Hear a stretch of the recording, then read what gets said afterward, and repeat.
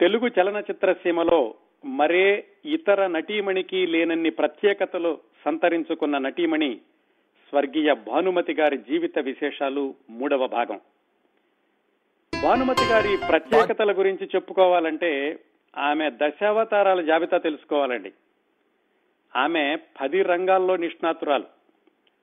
1 నటి, 2 గాయని, 3 సంగీత దర్శకురాలు, 4 చిత్ర దర్శకురాలు, 5 స్టూడియో అధినేత్రి, 6 రచయిత్రి, 7 చిత్రకారిణి, 8 జ్యోతిష్కురాలు, 9 నిర్మాత. వీటన్నింటికీ మించి 10వ అవతారం ఆవిడ విశ్వరూపం గృహిణి. భానుమతి గారు మొట్టమొదటి 4 సినిమాలు మాత్రమే కుమారి భానుమతిగా నటించారు. 5వ సినిమా నుంచే ఆవిడ శ్రీమతి భానుమతి అయ్యారు. అందుకే అన్నాను విశ్వరూపం అని. ఆవిడ గృహిణిగా ఉంటూనే దాదాపు 60 సంవత్సరాల పాటు చిత్రసీమలో ఎదురులేని నటీమణిగా కొనసాగారు. భానుమతి గారిని ఆ రోజుల్లో కూడా, అంటే మొట్టమొదటగా ఆవిడ చిత్రరంగ ప్రవేశం చేసిన రోజుల నుంచి కూడా ఆవిడ అరుదైనటువంటి గౌరవాన్ని కొనసాగించుకుంటూనే వచ్చారు. దానికి ఒక ఉదాహరణ ఏమిటంటే, ఆ రోజుల్లోనే అంటే 1950-55 ప్రాంతాల్లోనే కొలంబియా రికార్డ్స్ అని గ్రామ్ఫోన్ రికార్డులు చేసేవాళ్ళు.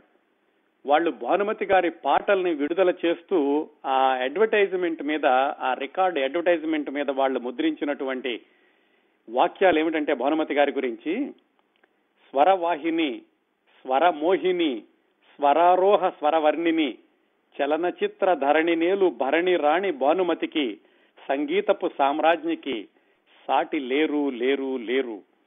సప్తస్వర సాగరాల గుప్తమ్మగు నమృతమ్ము చిలికి చిలికి వెలికి తీసి నిలుపుకొన్నదా గళము. ఆ మంగళ గళమున చిరు పొగరు వగరు రంగరించి సరిగమ పదనిసలామె స్వరసుధలకు సంతరించే. ఇంతగా ప్రశంసిస్తూ భానుమతి గారి ఆ ఎల్పి రికార్డో ఎస్పి రికార్డో దాన్ని విడుదల చేశారు కొలంబియా రికార్డ్స్ కంపెనీ వాళ్ళు దశాబ్దాల క్రిందటే. అదండి భానుమతి గారికి ఆ రోజుల నుంచి ఉన్నప్పటి కూడా ప్రత్యేకత. అంతటి విశిష్ట మహిళ, బహుముఖ ప్రజ్ఞావంతురాలు భానుమతి గారి గురించి గత 2 భాగాల్లో ఏం మాట్లాడుకున్నామో అతి క్లుప్తంగా గుర్తు చేసుకుని ఈ రోజు 3వ భాగం విశేషాల్లోకి వెళదాం. భానుమతి గారు 1925 సెప్టెంబర్ 7వ తేదీన పుట్టారు. ఒంగోలు వాళ్ళ స్వస్థలం. వాళ్ళ నాన్నగారి పేరు వెంకట సుబ్బయ్య గారు, అమ్మగారి పేరు సరస్వతమ్మ గారు. చిన్నప్పటే వాళ్ళ నాన్నగారికి ఆస్తి అంతా కూడా దాయాదులు, కోర్టు కేసులు, ఆ విషయాల్లో అమ్మేసేయాల్సి వచ్చి చాలా పేదరికంలో పెరిగారు భానుమతి గారు. కాకపోతే అమ్మగారికి నాన్నగారికి ఇద్దరికీ కూడా సంగీతం అంటే చాలా ఇష్టం. వాళ్ళ అమ్మగారు సంగీత పాఠాలు చెబుతూ ఏదో కొంత ఆదాయం కూడా సంపాదిస్తూ ఉండేవారు పిల్లలందరినీ పోషించడానికి. ఆ క్రమంలో భానుమతి గారు నాన్నగారి దగ్గర, అమ్మగారి దగ్గర సంగీతంలో మొదటి పాఠాలు నేర్చుకున్నారు. ఆవిడికి 13-14 సంవత్సరాల వయసు ఉండగా చిత్తదల్లు పుల్లయ్య గారు రాజమండ్రి నుంచి కబురు చేశారు, మీ ఇంట్లో పాటలు పాడే అమ్మాయి ఉంది కదా, మా సినిమాలో ఒక చిన్న వేషం ఉంది, వేయిస్తారా అని. అటు ఇటు ఆలోచించి మొత్తానికి ఎలాగైతే వెంకట సుబ్బయ్య గారు అందరినీ అడిగి చిత్తదల్లు పుల్లయ్య గారు అంటే చాలా గౌరవమైన దర్శకుడు అని భానుమతి గారిని తీసుకెళ్లారు. ఆ విధంగా భానుమతి గారు మొట్టమొదటిసారిగా సినిమాల్లో నటించే అవకాశం వర విక్రయం అనేటటువంటి సినిమా ద్వారా వచ్చింది. ఆ సినిమాని కలకత్తాలో తీశారు. వెంకట సుబ్బయ్య గారు భానుమతి అనేటటువంటి 14 సంవత్సరాల చిన్నపిల్లని తీసుకుని కలకత్తా వెళ్లి అక్కడ ఉండి ఆ సినిమా షూటింగ్ పూర్తి చేశారు. 1939 ఏప్రిల్ 14న ఆ వర విక్రయం సినిమా విడుదలైంది. భానుమతి గారికి సినిమాల్లో నటించడం ఏమాత్రం ఇష్టం లేదు. ఆవిడ చదువు మీదే కేంద్రీకరిద్దాం అనుకున్నారు. వెంకట సుబ్బయ్య గారికి ఏమిటంటే కూతురులోని గాయనిని 10 మందికి పరిచయం చేయాలి, సినిమాల్లో అయితే ఎక్కువ మందికి కూతురు గాయనిగా తెలుస్తుంది అని ఆయన సినిమాల్లోకి తీసుకెళ్లారు. ఈ వర విక్రయం అయిపోయాక చిత్తదల్లు పుల్లయ్య గారే కలకత్తాలోనే మాలతీ మాధవం అని ఇంకో సినిమా తీస్తూ దాంట్లో ప్రధానమైన పాత్ర ఇస్తాను అంటే వెంకట సుబ్బయ్య గారు భానుమతి గారిని ఒప్పించి ఆ సినిమాలో కూడా వేషం వేయించారు. ఆవిడకైతే ఎప్పుడు ఇంటికి వచ్చేద్దామా, స్కూల్కి వెళ్ళిపోదామా అని ఉండేది. ఆ విధంగా 2వ సినిమా 1940లో విడుదలైంది. అది అయ్యాక ఇంటికి వచ్చేశారు. ఆ తర్వాత కొల్హాపూర్ నుంచి మరొక కబురు వచ్చింది టి పుల్లయ్య గారిని ఆ దర్శకుడి దగ్గర నుంచి. ఆయన ధర్మపత్ని అనేటటువంటి సినిమా తీస్తూ దానిలో ప్రధానమైనటువంటి పాత్ర ఉందని ఇంటికి కబురు చేయడంతో ఆ సినిమా కోసమని వెంకట సుబ్బయ్య గారు భానుమతి గారిని తీసుకెళ్లారు. ఆ విధంగా ధర్మపత్ని ఆవిడ నటించినటువంటి 3వ చిత్రం. ఈ ధర్మపత్నిలోనే అక్కినే నాగేశ్వరరావు గారు బాలనటుడుగా కొన్ని నిమిషాలు మాత్రం కనిపించారు. రచయిత చక్రపాణి గారి ద్వారా కూడా ఈ ధర్మపత్ని ద్వారానే చిత్రరంగ ప్రవేశం చేశారు. దాని తర్వాత మళ్ళా ఒంగోలు వచ్చేశారు. మళ్ళీ మద్రాసు నుంచి ఈసారి భక్తిమాల అనే సినిమాలో నటించడానికి ఆహ్వానం వచ్చింది. ఆ సినిమాలో కూడా నటించి అది 1941లో విడుదలైంది. మళ్ళా వెనక్కి వచ్చేసి ఎప్పుడూ కూడా సినిమాల్లో పూర్తిగా కొనసాగిద్దామని భానుమతి గారికి లేదు, వాళ్ళ నాన్నగారికి లేదు. ఈ రెండోసారి ఈ భక్తిమాల అయిపోయాక ఇంటికి వచ్చేశాక దాదాపుగా సంవత్సరం పాటు వెంకట సుబ్బయ్య గారు భానుమతి గారికి సంగీత పాఠాలు నేర్పించారు. ప్రత్యేకంగా ఒక సంగీత శిక్షకుడిని పిలిపించి సంగీత పాఠాలు నేర్పించారు. ఆ సంవత్సరంన్నర అయ్యాక 1942 ప్రాంతాల్లో మద్రాసు నుంచి మరొక అవకాశం వచ్చింది. ఆ సినిమా పేరు కృష్ణ ప్రేమ. ఆ సినిమా కోసమని వెంకట సుబ్బయ్య గారు, భానుమతి గారు, వాళ్ళ అమ్మగారు కూడా వెళ్ళినట్లున్నారు. వీళ్ళందరూ మద్రాసు వెళ్లారు. ఆ కృష్ణ ప్రేమ సినిమా షూటింగ్ సందర్భంలో భానుమతి గారు ఆ సినిమా యొక్క అసిస్టెంట్ డైరెక్టర్ రామకృష్ణ గారిని చూశారు. ఆయన గురించి అందరూ పొగుడుతుంటే ఆవిడకి ఆశ్చర్యం వేసింది. సినిమాల్లో ఎవరు ఒకళ్ళ గురించి ఒకళ్ళు అంత తొందరగా పొగడరు, అలాంటిది అందరూ కూడా ఏకగ్రీవంగా ఈయన గురించి పొగుడుతున్నారు అని. అప్పటి నుంచి ఆవిడ రామకృష్ణ గారిని మోగగా ఆరాధించడం ప్రారంభించింది, ప్రేమించడం ప్రారంభించింది. ఈ విషయం ఆవిడ ఒక్కర్తికి తప్ప మిగతా ఎవ్వరికీ తెలియదు. ఇంతవరకు గత 2 భాగాల్లో మాట్లాడుకున్నాం. ఈ రోజు భానుమతి గారి యొక్క ప్రేమ కథ ముందుకు ఎలా వెళ్ళింది, ఎన్ని మలుపులు తిరిగింది అనేటటువంటి విషయాలు తెలుసుకుందాం. విశేషాలకు వెళ్ళబోయే ఇంకొక విషయం చెప్తానండి. ఈ విశేషాలన్నిటికీ కూడా ఆధారం క్రిందటి వారం చెప్పడం మర్చిపోయాను.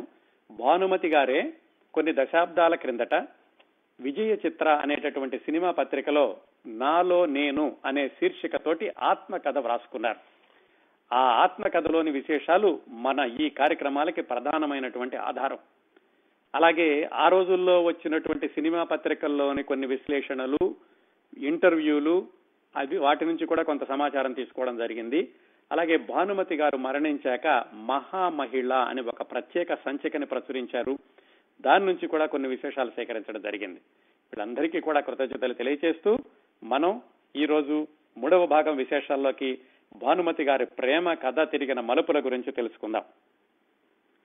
భానుమతి గారి యొక్క జీవిత చరిత్ర 240 పేజీలు 250 పేజీలు ఉంటే దాంట్లో దాదాపు 60 పేజీల పాటు ఆవిడ తన ప్రేమ కథ గురించే రాసుకున్నారు. దాన్ని క్లుప్తంగా చెప్తాను మీకు. సరే, ఈ కృష్ణ ప్రేమ సినిమా షూటింగ్ జరుగుతోంది. అసిస్టెంట్ డైరెక్టర్ రామకృష్ణ గారు మరి ప్రధాన పాత్ర వహిస్తున్న వాళ్ళందరికీ కూడా ఆయన డైలాగులు చెప్పడం, రిహార్సల్స్ చేయించడం ఇలాంటివన్నీ జరుగుతున్నాయి. ఆ సందర్భంలో ఏమిటంటే ఆయన చాలా బిడియస్తుడు, ఎవరితోటి ఎక్కువగా మాట్లాడేవాడు కాదు.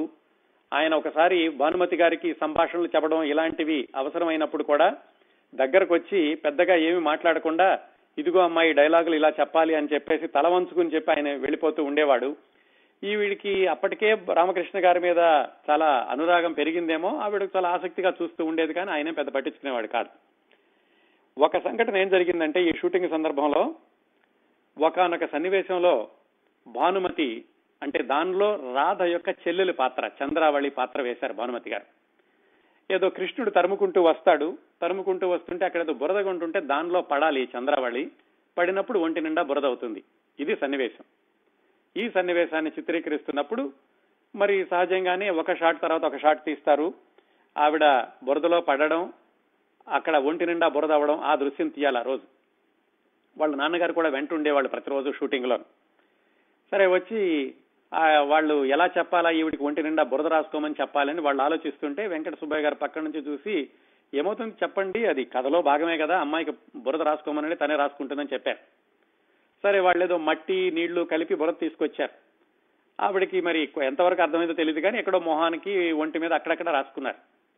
దర్శకుడు చూసి ఇలా కాదు, ఒంటి నిండా బురద ఉండాలి, బురదలో పూర్తిగా మునిగినటువంటి దృశ్యం తీస్తున్నాము అని రామకృష్ణ వెళ్ళవయ్యా, వెళ్ళి ఆ బురదంతా ఒంటికంతా రాయని చెప్పారు.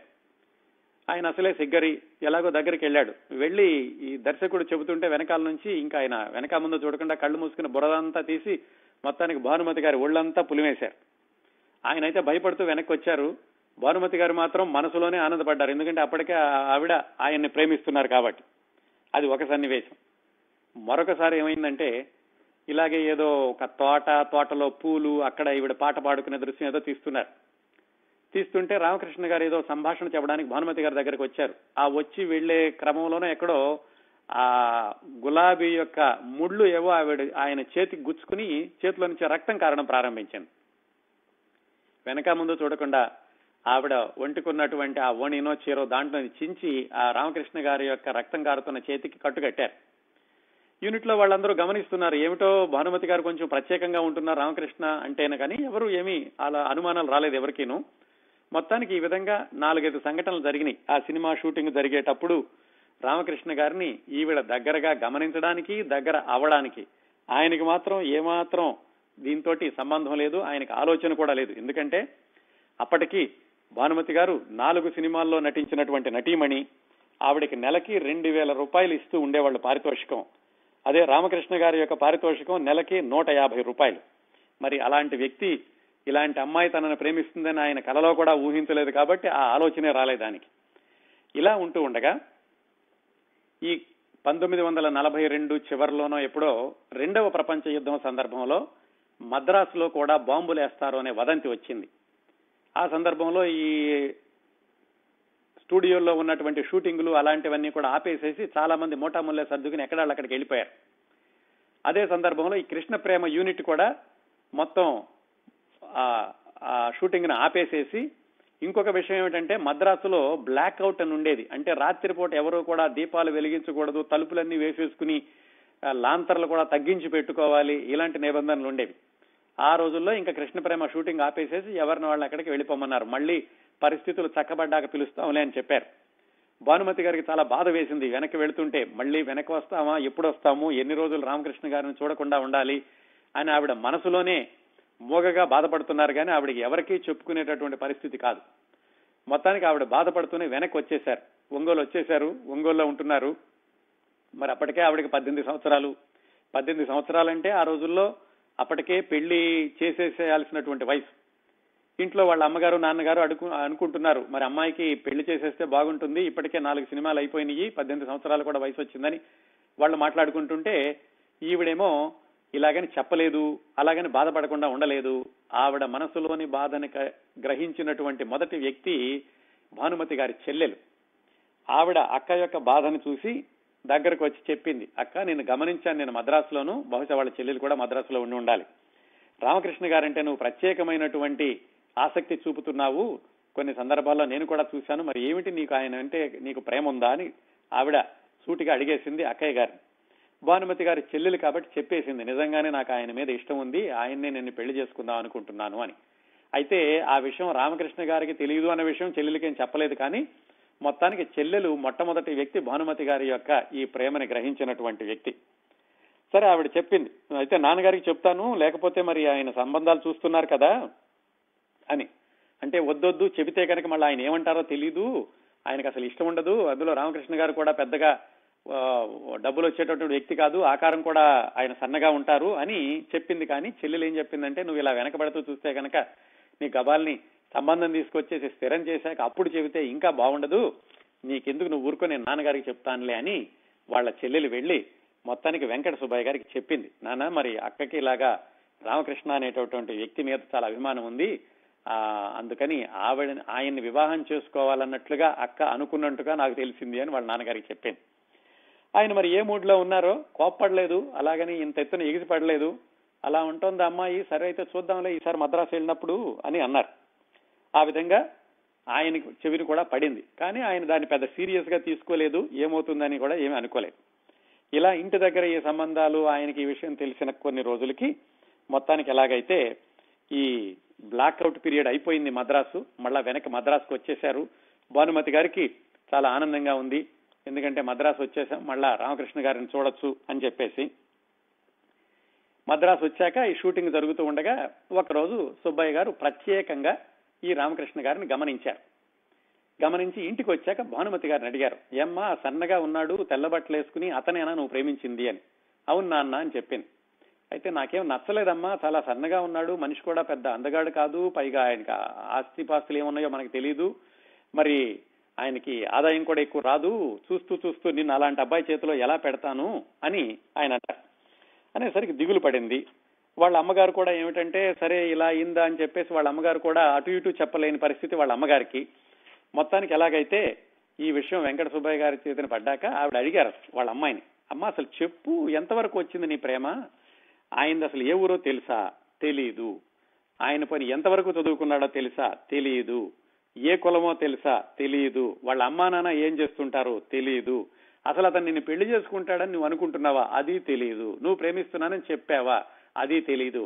ఏం పిచ్చి తల్లి నువ్వు, ఆ అబ్బాయిని ప్రేమిస్తున్నాను, ఆ అబ్బాయినే పెళ్లి చేసుకుంటాను అంటున్నావు, కనీసం అతనికి నువ్వు మాట కూడా చెప్పలేదు, ఇది అయ్యే వ్యవహారం కాదు, నువ్వు మాట్లాడకుండా ఊరుకో, నీకు మంచి సంబంధం చూస్తాను అని భానుమతి గారిని నిరుత్సాహపరిచారు వాళ్ళ నాన్నగారు.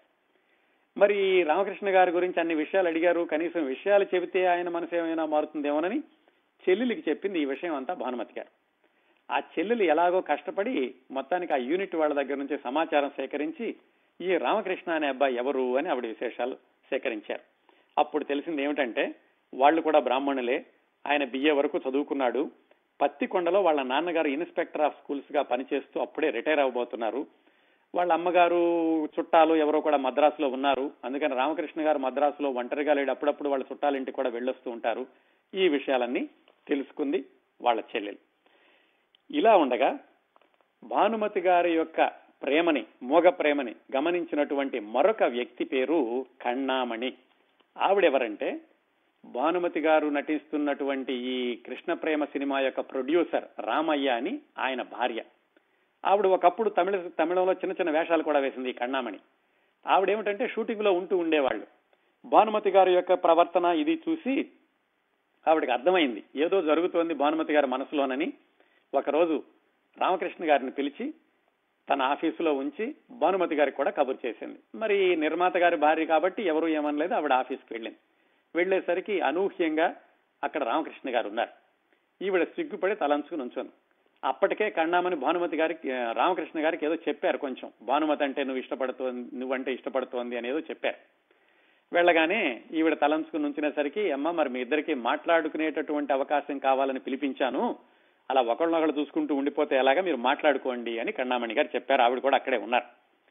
సరే రామకృష్ణ గారికి విషయం తెలిసింది కాబట్టి కణ్ణామణి గారి ద్వారా ఆయన చెప్పాడు, అమ్మా చూడు, నేను అందని పళ్ల కోసం అర్రులు చాచేవాడిని కాదు, నేను చాలా సింపుల్ పర్సన్ని, ఏదో నా జీవితం ఏమిటంటే మిణుకు మణికుమనే దీపం లాంటిది, నువ్వేమో దివిటీలాగా వెలిగిపోతున్నావు, నీ ముందు ఇలాగా నేను నుంచోడానికి కూడా అర్హత ఉందో లేదో తెలియదు, అలాంటిది నువ్వు నన్ను పెళ్లి చేసుకుంటావంటే మీ అమ్మా నాన్న వాళ్ళు ఒప్పుకోరు, వాళ్ళకి ఇష్టం లేకుండా పెళ్లి చేసుకోవడం నాకు ఇష్టం లేదు, పైగా నన్ను పెళ్లి చేసుకుని నువ్వు సుఖపడతావన్న గ్యారంటీ నీకుందేమో కానీ నాకైతే లేదు, నేను ఇంకా చాలా సాధించాలి, ఇంకా సంపాదించాలి, సంపాదనలో కూడా నీకు నాకు చాలా అంతరాయం ఉంది, అందుకని అమ్మాయి ఈ ఆలోచన మానేసేయి అని చెప్పారు. భానుమతి గారు మరి అంత చెప్పినంత మాత్రాన మానేస్తే అది ప్రేమ ఎలా అవుతుంది, కథ అంత దూరం ఎలా సాగుతుంది, ఆవిడ మాత్రం తల ఉంచుకుని అలాగే కన్నీళ్లు పెట్టుకోవడం మొదలు పెట్టాను. కణ్ణామణి గారు రామకృష్ణ గారిని మందలించారు, ఏమిటి అమ్మాయి ప్రేమించి మరి ఇంత నీ గురించి ఇంతగా చేస్తుంటే నువ్వు ఇలా చెబుతున్నావు అని అబ్బాయినే మందలించారు. రామకృష్ణ గారు ఏమన్నారంటే, చూడమ్మా మరి నువ్వు కథలు కూడా రాస్తావట, మహాలక్ష్మిలాగా ఉంటావని కూడా మా కణ్ణామణి గారు చెబుతున్నారు, కాకపోతే రాజుగారి కూతుర్ని పెళ్లి చేసుకోవడానికి నేను సిద్ధమే, కానీ రాజుగారు ఒప్పుకోవాలి కదా, మరి భేదవాణ్ణి పెళ్లి చేసుకుని అష్ట కష్టాలు పడుతుంటే మీ అమ్మా నాన్నలు కూడా ఒప్పుకోరు, అందువల్ల నువ్వు ఈ ఆలోచన మానేస్తే బాగుంటుంది, మరి మీ అమ్మా నాన్న కనుక ఒప్పించగలిగితే నాకు అభ్యంతరం లేదని అనుకుంటున్నాను అని ఆయన కొంచెం చివరిలో కొంచెం ఆశ ఇచ్చారు. మొత్తం మీద భానుమతి గారిని అయితే నిరుత్సాహపరిచారు. ఇది జరిగాక భానుమతి గారి యొక్క మనోక్షోభ ఇంకా ఎక్కువైంది. ఏం చెయ్యాలి, ఈయనేమో ఒప్పుకోవట్లేదు, నాన్నగారేమో అసలే ఇష్టం లేదు, ఆవిడ మాత్రం ప్రేమని మానుకోలేకపోతున్నారు. ఇలా ఉంటూ ఉండగా కృష్ణ ప్రేమ షూటింగ్ అయిపోయింది. అయిపోయాక వెనక్కి వెళ్లిపోవాలి. అయితే ఘంటసాల బలరామయ్య గారు అని ఆ తర్వాత రోజుల్లో అక్కినేని నాగేశ్వరరావు గారికి మొట్టమొదటిసారిగా సినిమాల్లో అవకాశం ఇచ్చిన ఆయన గరుడ గర్వభంగం అనే సినిమా తీస్తూ వెంకట సుబ్బయ్య గారిని అడిగారు, ఏమండి మీ అమ్మాయికి మరి మరో సినిమాలో వేషం వేసేటటువంటి ఆలోచన ఏమైనా ఉందా, నేను ఇలా గరుడ గర్వభంగం తీస్తున్నాను, తొందరలోనే షూటింగ్ అయిపోతుంది అని. సుబ్బయ్య గారికి ఏమిటంటే ఎలాగైనా భానుమతి గారిని ఊరు తీసుకెళ్లిపోతే గనక మర్చిపోతుంది రామకృష్ణ గురించి, ఎక్కడ పెళ్లి చేయొచ్చు అని ఆయనకు ఉంది, కాకపోతే ఆ అమ్మాయి సలహా కూడా తీసుకుందామని అమ్మాయి గరుడ గర్వభంగం అనేటటువంటి అవకాశం వచ్చింది, కానీ తుది నిర్ణయం నీదే, నీకు నటించాలని ఉంటే నటించు, లేదంటే ఇంటికి వెళ్ళిపోదాం అని చెప్పారు ఆయన. ఆవిడకి ఏమిటంటే మరి ఇంటికి వెళ్ళిపోతే రామకృష్ణ గారిని చూడడానికి ఉండదు, ఆయనతో మాట్లాడడానికి ఉండదు, ఈ ప్రేమ కథని ఎలాగోలాగో ముందుకు తీసుకెళ్లాలని ఆవిడ అనుకుంటున్నారు. కాబట్టి ఇంటికి వెళ్ళడం ఇష్టం లేక ఎలాగో మద్రాసులో ఉంటే మరికొంతకాలం రామకృష్ణ గారిని చూస్తూ ఉండొచ్చు, ఇలా మిగతా సమావేశాల్లో ఏమైనా ఒప్పించడానికి అవకాశం ఉంటుందేమో అని అనుకుని ఆవిడ గరుడ గర్వభంగంలో నటించడానికి ఒప్పుకున్నారు. మొత్తానికి ఆ గరుడ గర్వభంగం షూటింగ్ ఏదో అయిపోయింది, ఈవిడ మనసు కూడా పెద్దగా పెట్టలేకపోయారు. మొత్తానికి ఆ షూటింగ్ అయిపోయి కృష్ణ ప్రేమ సినిమా ఇంకా అప్పటికేదో ప్యాచ్ వర్క్ ఏదో జరుగుతుంటే ఈయనేమో ఇంటి దగ్గర భానుమతి గారిని ఒప్పించడానికి ప్రయత్నిస్తానని అప్పుడప్పుడు వెంకట సుబ్బయ్య గారు ఆవిడ ఏమాత్రం ఒప్పుకోవట్లేదు, ధైర్యం చేసి చెప్పేశారు. సరే ఒకరోజు ఏం చేశారంటే, సరే అమ్మా అయితే ఓ పని చేయి, నువ్వు అబ్బాయిని మా ఇంటికి పిలిపించు, నేను మాట్లాడతాను ఒకసారి సరాసరి అన్నారు. మొత్తానికి ఎలాగో వాళ్ళ చెల్లెలతోటో కన్నామణి గారితోటో చెప్పి కబురు చేసి ఒకరోజు రామకృష్ణ గారిని ఇంటికి పిలిపించారు భానుమతి గారు. అప్పుడు సూటిగా మాట్లాడడం ప్రారంభించారు వెంకట సుబ్బయ్య గారు. ఏవో మామూలుగా కుశల ప్రశ్నలు అవి వేశారు. తర్వాత ఏమిటి మీ నాన్నగారు ఆస్తిపరులేనా అని అడిగారు. అంటే లేదండి అని చెప్పాడు ఆయన. మీ నాన్నగారు ఏం చేస్తుంటారు అని అడిగారు వెంకట సుబ్బయ్య గారు. ఏదో ఇన్స్పెక్టర్ ఆఫ్ స్కూల్స్, తొందరలో రిటైర్ అయిపోతున్నారు. మరి నువ్వేం చదువుకున్నావు? బిఏ చదువుకున్నావు. సంగీతం అంటే ఇష్టమేనా? నాకు ఇష్టమేనండి, కానీ నేనైతే పాటలు పాడలేను అని అన్నారు. ఇలా ఏవో కబుర్లు అవి అడిగారు. అడిగాక మరి కథలు అవి మా అమ్మాయి రాస్తుంది, నీకేమైనా ప్రవేశం ఉందని అడిగారు. నేను పెద్ద రచయితను కాదండి, ఏవో సినిమా కథల్లో వాటిల్లో మాత్రం ఉంటాను అని ఆయన ఏదో చెప్పారు. నేను 18వ సంవత్సరంలో వచ్చేసాను, ఇక్కడ నాకు సినిమా మీద ఇంట్రెస్ట్ ఉండి ఏదో హెచ్ఎం రెడ్డి గారి దగ్గర పనిచేస్తున్నాను అని చెప్పారు. అప్పుడు వెంకట సుబ్బయ్య గారు, చూడు బాబు, అమ్మాయిని నేను కంటికి రెప్పలాగా పెంచుకున్నాను, ఆమెకి నచ్చినటువంటి అబ్బాయికి ఇచ్చి పెళ్లి చేయడంలో నాకు తృప్తి కనిపిస్తోంది, ఇస్తాను. కాకపోతే ఒక షరతు ఏమిటంటే మా అమ్మాయిని నువ్వు పువ్వుల్లో పెట్టి చూసుకోవాలి, అమ్మాయికి ఏమాత్రం ఇబ్బంది లేకుండా చూడాలి, అలాగే అమ్మాయిలోని కవిత్వం, సంగీతం దీన్ని మాత్రం ప్రోత్సహించాలి, సినిమాలో నటించడం లేదా అనేది మీ ఇష్టం అని నిన్న షరతులు చెప్పారు. ఆ రామకృష్ణ గారికి ఏమనిపించిందంటే, అసలే ఇది తోగలేని సంబంధం, ఈవిడ పెద్ద నటీమణి, అందులో ఈయన ఇన్ని షరతులు పెడుతున్నారు. ఆయన ఏం చెప్పారంటే, ఏమండి మీ అమ్మాయి ప్రేమిస్తోంది కాబట్టి నేను పెళ్లి చేసుకోవడానికి ఇష్టపడతాను, కానీ మీరు ఇన్ని షరతులు చెప్పారు, వీటికి ఏమీ నేను హామీ ఇవ్వలేను. ఎందుకంటే నా జీవితం చాలా చిన్నగా ఉంది. మీ అమ్మాయి బయటకు వచ్చి నాతో బ్రతకాలి అంటే నా యొక్క జీవన శైలిని అలవాటు చేసుకోవాలి, కానీ మీ అమ్మాయిని బంగారంలో పెట్టి చూసుకోవాలి, పువ్వుల్లో పెట్టి చూసుకోవాలంటే నా వల్ల అయ్యేది కాదు. నేనేదో ఫుట్పాత్ మీద బతుకుతానంటే మీ అమ్మాయి ఫుట్పాత్ మీదే బతకాలి, నేను గుడిసెలో ఉంటానంటే మీ అమ్మాయి గుడిసెలోనే ఉండాలి అని చెప్పి ఆయన కొండ బద్దలు కొట్టినట్టుగా ఉన్నట్టుగా చెప్పారు. దాంతో ఆయనకి ఇంకా భయం వేసింది. భానుమతి గారికి ఒకటే కంగారు, ఇదేమిట్రా నాన్నగారు ఒప్పుకుంటే మళ్ళా ఈ మనిషి ఏమిటి మధ్యలో ఇలా చెబుతున్నారు అని భానుమతి గారికి భయం వేసింది. వాళ్ళ నాన్నగారు ఆయన చెప్పిన మాటలతోటి ఆయన మళ్ళీ వెనక్కి వెళ్ళిపోయారు. వెనక్కి వెళ్ళిపోయి ఇదేదో అయ్యే పని కాదనుకుని మొత్తానికి రామకృష్ణ గారు వెళ్ళిపోగానే భానుమతి గారికి చెప్పారు, అమ్మా నువ్వు ఇక మర్చిపో ఈ విషయం, ఎట్టి పరిస్థితుల్లో ఈ అబ్బాయితో నీ పెళ్లి చేయడం నాకు ఇష్టం లేదు. ఆయన కరాఖండిగా చెబుతున్నాడు, ఎలా ఉంటే అలా ఉంటానని చెప్పేసి ఇంతకాలం పెంచి నిన్ను ఇంత పెద్దదాన్ని చేసి ఇంత కళాకారుణ్ణి, సంగీతం ఇంత చేసి చివరికి అలాంటి అబ్బాయి చేతిలో పెట్టడం నాకు ఇష్టం లేదు అని తెగేసి చెప్పేశారు. ఇలా జరుగుతున్నటువంటి ప్రేమ కథలో భానుమతి గారి యొక్క ప్రేమని ఒక ఒడ్డుకు చేర్చడానికి, ఆవిడ ప్రేమ కథకి పతాక సన్నివేశాన్ని తీసుకెళ్ళడానికి మరొక పాత్ర ప్రవేశించింది. ఆ పెద్దావిడ పేరు మనపాక కమలమ్మ గారు.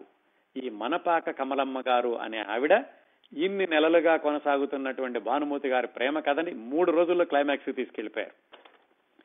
ఈ మనపాక కమలమ్మ గారు ఎవరంటే, రామకృష్ణ గారికి తల్లి తర్వాత తల్లి అంతట ఆవిడ బందర్లో ఆవిడ వాళ్ళ పిల్లలిద్దరిని పెట్టుకుని చదివించుకుంటున్నప్పుడు రామకృష్ణ గారు కూడా వాళ్ళ ఇంట్లో ఉండి చదువుకున్నారు.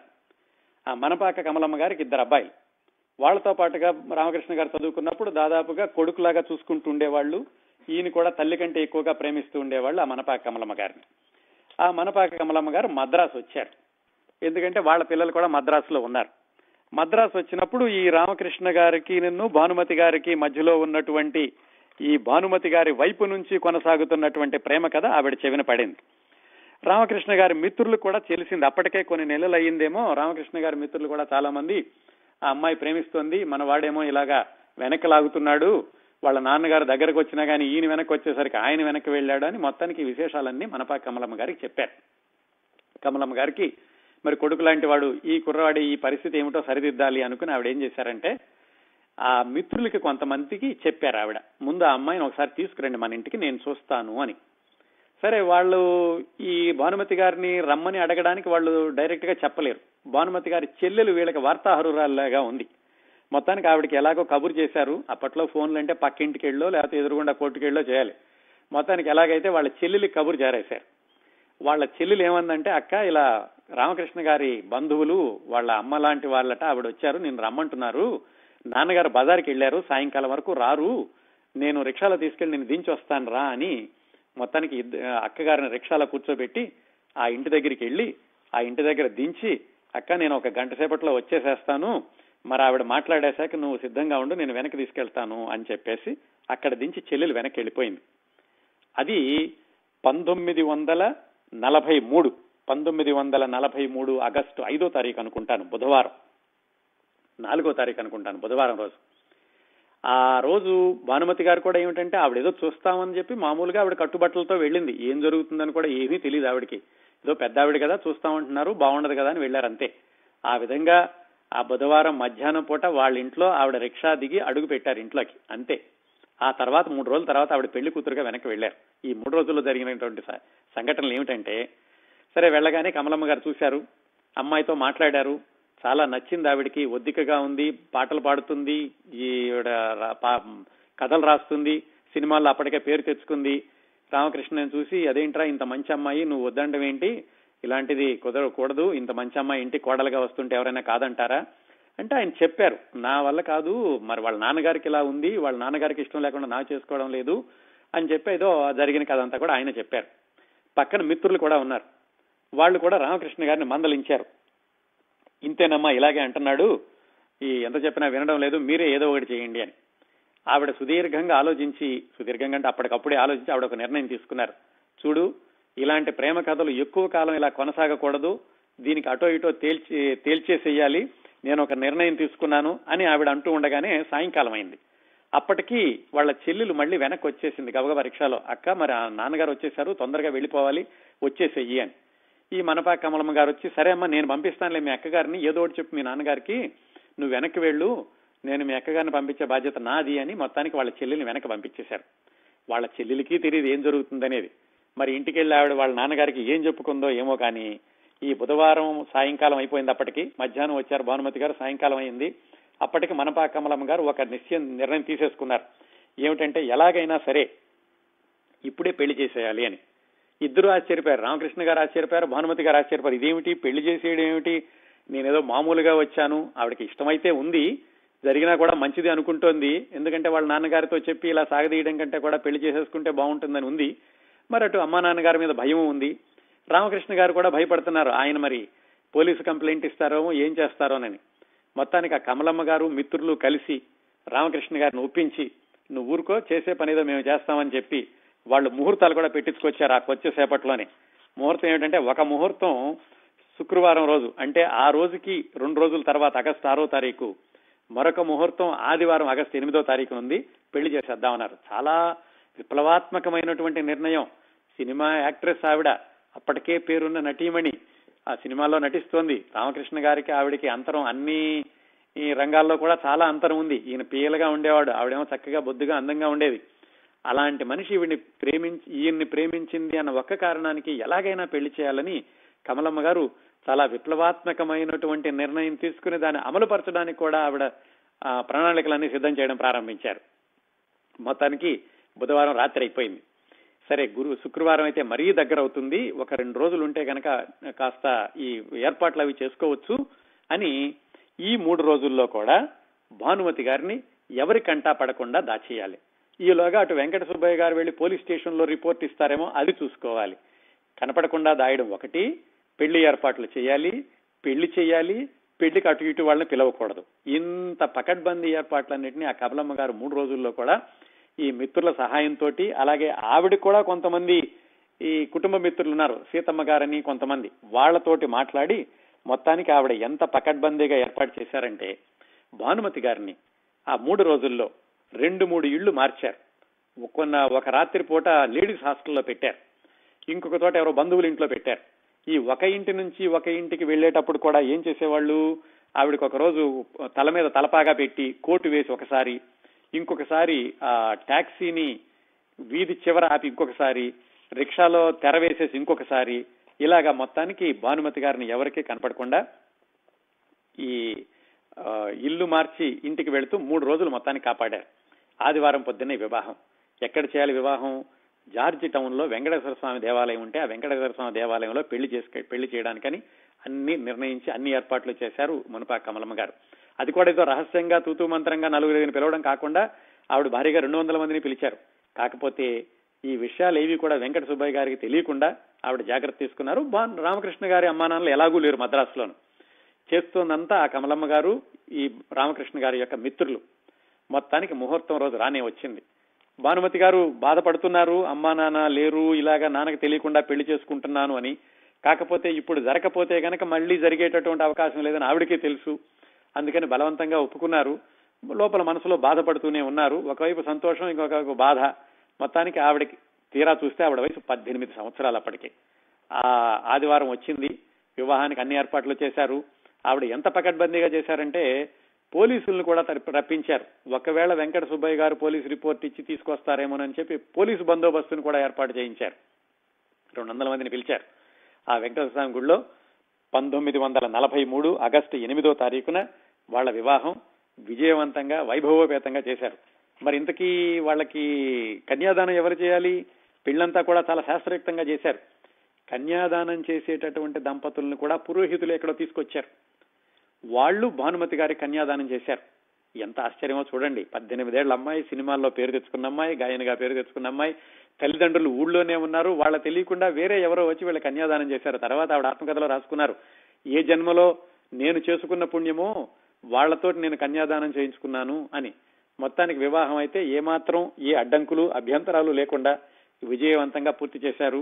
అక్కడ చీరలు మార్చుకోవడానికి గది కూడా లేదు. ఆ గుడిలోనే వెనక్కి తీసుకెళ్లి అక్కడ చీరలు మార్పించి తీసుకొచ్చి మొత్తానికి వివాహం వైభవంగా అయిపోయింది. వివాహం అయిపోయాక ఆ వచ్చిన 200 మందికి కూడా పక్కనే మోడర్న్ కేఫ్ అని ఒక హోటల్ ఉంటే ఆ రెస్టారెంట్ లో భోజనాలు పెట్టించారు.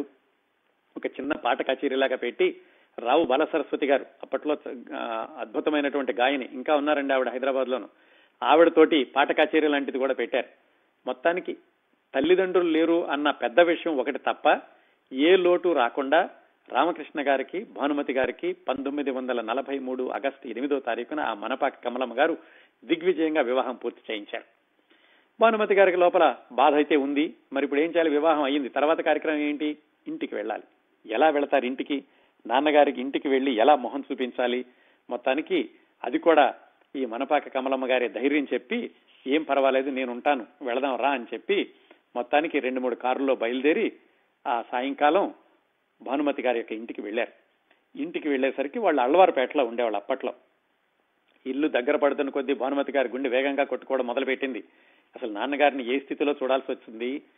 నేను ఇలాగా 3 రోజులే అయింది, నేను ఏమాత్రం చెప్పకుండా ఇంట్లో నుంచి వచ్చేసాను, ఇలా పెళ్లి కూతురుగా వెనక్కి వెళ్తున్నాను, అది కూడా ఆయనకి ఇష్టం లేనటువంటి పెళ్లి చేసుకుని వెళుతున్నాను, అసలు ఏం మాట్లాడాలి ఏమిటి అంటూ చాలా ఆందోళనగా మొత్తానికి ఎలాగైతే కార్లు వాళ్ళ ఇంటి ముందు ఆగినయ్యి ఇల్లు ఆవిడ కారులో నుంచి దిగి భర్తతో కలిసి ఇంట్లోకి వెళ్లారు.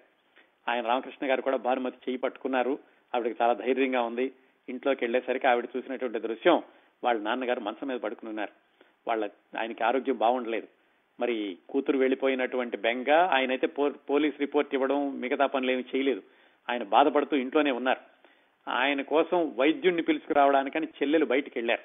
ఇంట్లో వాళ్ళ అమ్మా నాన్న ఇద్దరే ఉన్నారు. చూడగానే మరి సహజంగానే ఆవిడ కూడా ఏడ్చేసింది. ఆయన కూడా దగ్గర తీసుకున్నారు. ఏమ్మా, నీకు కన్యాదానం చేసేటటువంటి భాగ్యం కూడా నాకు కలిగించలేదా అని ఆయన వెక్కి ఏడవడం మొదలు పెట్టారు.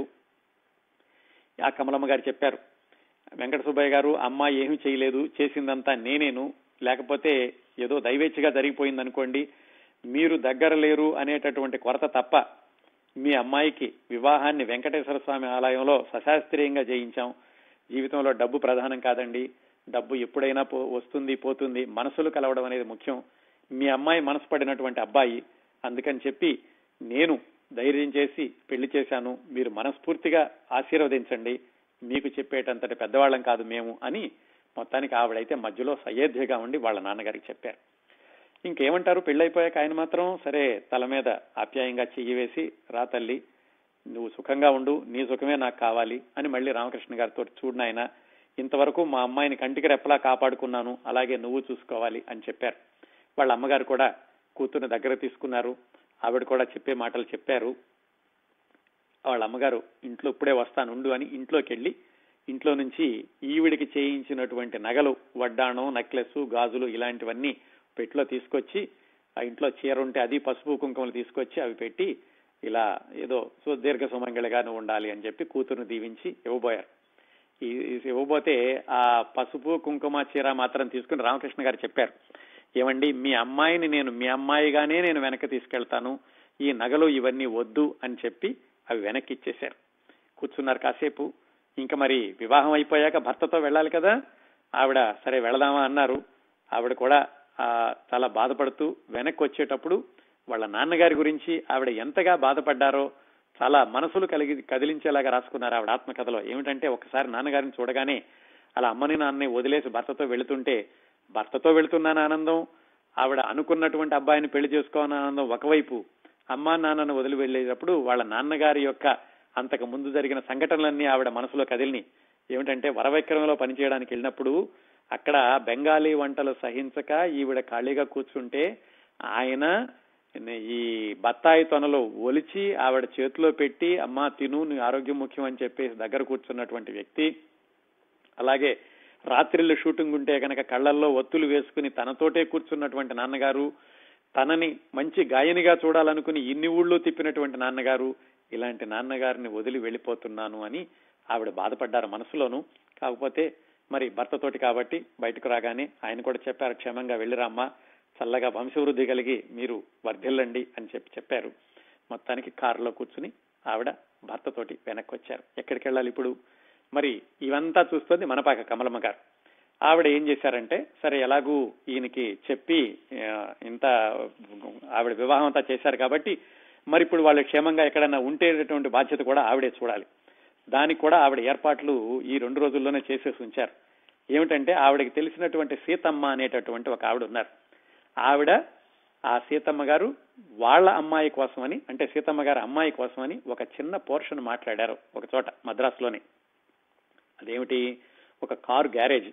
ఆ కారు గ్యారేజీని ఇంటి వాళ్ళు ఏం చేశారంటే ఒక చిన్న నివాసయోగ్యమైనటువంటి పోర్షన్ లాగా మార్చారు. కారు గ్యారేజీని ఒక హాల్ లాగా చేసి ఒక చిన్న కిచెన్ కట్టి మెట్లు పెట్టి పైన ఒక చిన్న బెడ్రూమ్ లాగా చేశారు. అది సీతమ్మ గారు వాళ్ళ అమ్మాయి కోసం అని చెప్పి ఆవిడ మాట్లాడి ఉంచారు. ఇదిగో భానుమతి గారి వివాహం ఇది అవ్వడం జరిగాక కమలమ్మ గారు ఆ సీతమ్మ గారితో చెప్పారు, ఇట్లా మరి కొత్తగా పెళ్ళయింది, అమ్మాయి అబ్బాయి వీళ్ళకి ఎక్కడైనా ఉండడానికి కావాలి, నువ్వు చూసావు కదా ఆ పోర్షన్ ఇచ్చేసేయని. ఆవిడ కూడా ఒప్పుకున్నారు. ఆ విధంగా భానుమతి గారు రామకృష్ణ గారు 1943 ఆగస్టు 8న పెళ్ళవగానే ఆ కొత్త ఇంట్లోకి, కొత్త కాపురానికి వెళ్ళారు. అది ఆ ఇల్లు ఉన్నది కూడా ఏమిటంటే 12th మహాలక్ష్మి స్ట్రీట్. ఆ ఇంట్లో వాళ్ళిద్దరూ కాపురానికి దిగారు. రామకృష్ణ గారు అప్పటికి ఇంకా చెంచు లక్ష్మి అనే సినిమాకి ఆయన అసిస్టెంట్ డైరెక్టర్ గా చేస్తున్నారు. ఆయనకేవో కొంచెం ఆయనకు వచ్చే డబ్బులతోటి ఆ చిన్న ఇంట్లోనే సర్దుకోవడానికి భానుమతి గారు కూడా సిద్ధపడ్డారు. ఈవిడ ఇవన్నీ కూడా సర్దుకున్నారు. ఆ చిన్న ఇంట్లోనే ఉండడానికి, అక్కడ ఆవిడ వంట చేసుకోవడానికి ప్రారంభించారు. అలా ఆవిడ కాపురం మొదలయ్యాక అక్కడి నుంచి ఆ మధ్య రాత్రిపూట ఏవో సినిమాలకి దానికి వెళుతుండేవాళ్ళు. సినిమాలకి వెళ్లి వెనక్కి వచ్చేటప్పుడు రిక్షాలో రావడం, బస్సులో రావడం. అప్పటికి భానుమతి గారిని ఎక్కువ మంది గుర్తుపెట్టేవాళ్ళు కాదు మద్రాసులో, ఎందుకంటే ఆవిడని తెలుగుదేశంలో గుర్తుపెట్టేవాళ్ళు కానీ మద్రాసులో ఆవిడ నటించినటువంటి సినిమాలు 2-3 విడుదలవ్వడం, గుర్తుపట్టడం అనేది లేదు. అందుకని వాళ్ళు సినిమాకి వెళ్ళినప్పుడు కూడా బస్సుల్లోనో రిక్షాలోనో వచ్చేవాళ్ళు. ఆవిడ ఆత్మకథలో రాసుకున్నారు, ఆ తర్వాత మా అబ్బాయి అమెరికా నుంచి నాకు బెంజి కారు పంపించాడు, బెంజి కారులో వెళ్ళేకంటే కూడా ఆ రోజుల్లో పెళ్లైన కొత్తలో రామకృష్ణ గారితో కలిసి రిక్షాలో వర్షంలో తడుచుకుంటూ ఇంటికి రావడం, బస్సులో రావడం ఆ రోజులే నాకు బాగుండేవి అని రాసుకున్నారు. అలా ఉన్నంతలో క్లుప్తంగా జరుపుకుంటూ ఆవిడ కాపురాన్ని కొనసాగిస్తున్న 2-3 నెలలకి ఆవిడ ఎలాగైతే ఇంకా ఈ సినిమాలు మానేసేద్దామని అప్పుడే నిర్ణయించుకున్నారు. ఊరు వదిలేసి కూడా వెళ్ళిపోదాం అనుకున్నారు. వెళ్ళిపోదాం అనుకుంటున్న దశలో ఆవిడని మద్రాసులోనే తిరిగి ఉండేలాగా చేసినటువంటి వ్యక్తి వాళ్ళ ఇంటికి వచ్చారు. ఆయన ఎవరు? ఆయన రామకృష్ణ గారు, భానుమతి గారు అంత బలీయంగా తీసుకున్నటువంటి నిర్ణయాన్ని మరల్చి మళ్ళా మద్రాసులోనే ఉండిపోగలా చేసినటువంటి ఆ సినిమా ఏమిటి? ఆ తరువాత భానుమతి గారు సినిమాలే జీవితంగా ముందుకు ఎలాగా కొనసాగారు, ఆవిడ నట జీవితంలోని మైలురాళ్లు అనదగల కొన్ని సినిమాలు, ఈ విశేషాలన్నీ వచ్చే వారం భానుమతి గారి జీవిత విశేషాలు 4వ భాగంలో మాట్లాడుకుందాం.